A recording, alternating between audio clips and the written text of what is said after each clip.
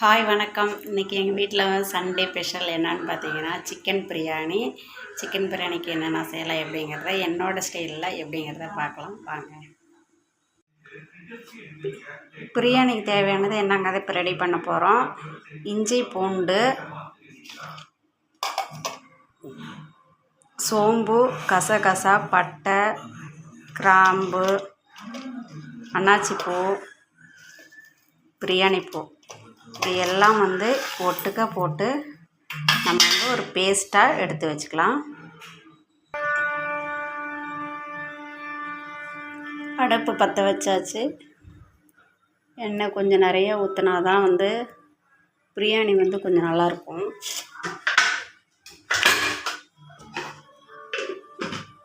காயட்டும். எண்ணெய் சூடாகிடுச்சு. பட்டையும் சோம்பும் போடுறோம்.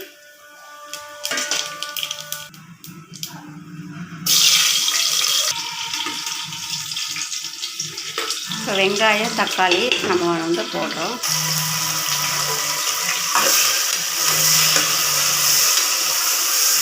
நல்லா வதங்கட்டும். தக்காளி, இஞ்சி பூண்டு போட்டாச்சு. இது நல்லா வதங்கணும். இப்போ சிக்கன் 1/2 கிலோ கழுவி வச்சுருக்கிறேன். நம்ம இதில் போட்டுக்கலாம்.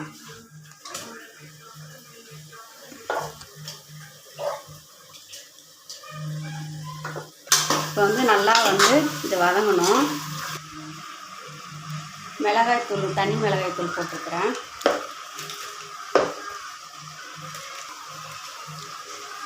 பிரியாணி பவுட்ரு கொஞ்சமாக போடுறேன். கல் உப்பு. இப்போ நகணும். இப்போ புதினா தழை ஒரு கைப்பிடி. நல்லா பச்சை வாசனை போகிற அளவுக்கு நம்ம இது வதக்கிக்கலாம். இப்போ தயிர் நம்ம கொஞ்சமாக போட்டுக்கலாம். ஒரு 1/2 கப் அளவு.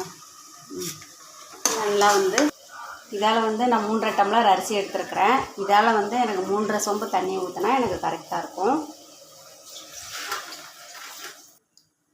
இப்போ அரிசி போட்டுக்கலாம். காரம் சரியாக இருக்குது. நம்ம குக்கர் போட்டு மூடி வைக்கணும். வெயிட் பண்ணலாம்.